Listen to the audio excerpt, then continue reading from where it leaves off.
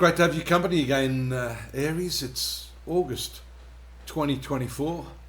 I've set the karmic wheels in motion here for the coming month, and we're going to see some very, very interesting patterns in the heavens which are going to affect you in important ways. Importantly, your ruling planet Mars here in the third house, 1, 2, 3, making a very important conjunction with Jupiter on the 15th. After that new moon in the 5th house in Leo, which has to do with your creativity and your children and also sporting and competitive aspects of your life. And that's underpinned by this third house transit of Mars. Third house being the house of courage, the house of desire. So your desires are very, very strong. And we see also Venus moving into the 6th house with Mercury on or about that date, which has to do with your work, relationships, and the service of those relationships. So it's likely that you either meet someone new at this time or you rekindle the passion in your relationship, and you're more prepared now to take some decisive action as shown by that combination. You're broad-minded when Mars and Jupiter are together. This is a very favorable combination. It's also a combination, especially you can see there the blue lines there around the 10th of August, fortifying that combination in the horoscope to give you the mental stimulus to achieve new things in that intellectual realm. But that level of courage I'm talking about is dependent on one thing, and that's self-trust. You have to trust yourself if you're going to move forward in something. Could it be some fear of entering into a new relationship, fear of breaking free of a relationship? This 5th house, where that new moon took place, is a speculative house too. It's interesting that love affairs are ruled by the same sector. I guess you would say that love is a little speculative, given that half of those who walk down that path aren't particularly successful. It's not a great return on the investment, I think a lot of those people would say.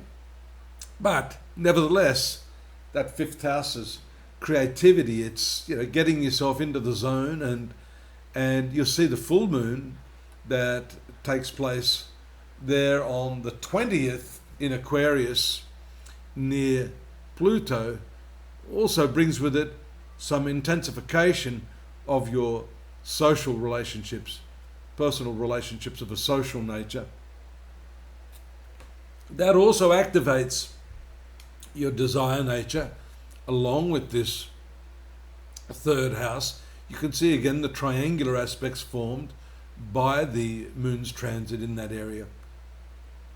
Brings with it a strong desire to push forward with the desires and the ambitions that you have, those goals and objectives in life. The retrogression of Saturn here is still playing out in this 12th house. You've got to release yourself from the past. Pluto also says you've got to release yourself from that intensity.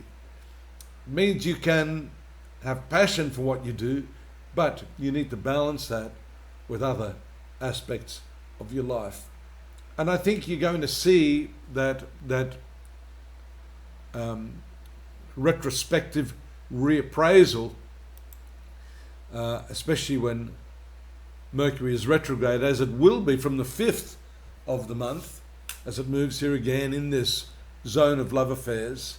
That reappraisal, that mustering up of strength that you need to make whatever decision it is that you've got to make right now, may not take place until after Mercury goes direct on the 29th. And that's interesting because that is also the same date that Venus, your marital planet, the planet of love, moves into this western part of the horoscope, your 7th house of love affairs and committed relationships. So it can be that you're umming and ahhing this month over some relationship. You're not quite sure how to break free of that. You have to wait, be patient until Venus makes its move here into this angular part of your horoscope, a very, very important part of your zodiac chart. Sun in the 6th house is very, very good for work practices and really getting a lot done, getting your diary, your schedule organized, also getting your health in order, because that's also partly governed by Mercury as the ruler of this sector. The Sun moving through this sector is an interesting combination. You see, the Sun rules Leo, where Mercury is transiting, and Mercury rules Virgo, where the Sun is transiting. So there's an exchange of houses. This is called mutual exchange, and therefore there's a lot of energy, a lot of creativity surrounding your diet, your food, your daily routine, your health generally, and using those elements, those energies to pick up this trust factor, this courage factor that you're going to need this month throughout August 2024. Don't forget to pop on over to astrology.com.au. As usual, we've got the month's text transits for you, so you can read other aspects of your life that I might not have mentioned here today. Do subscribe. We need your subscriptions to bolster the channel. Drop me a line if you wish. And don't forget, I'll be here same time next month. I hope you'll join me. Stay safe till then. Bye-bye.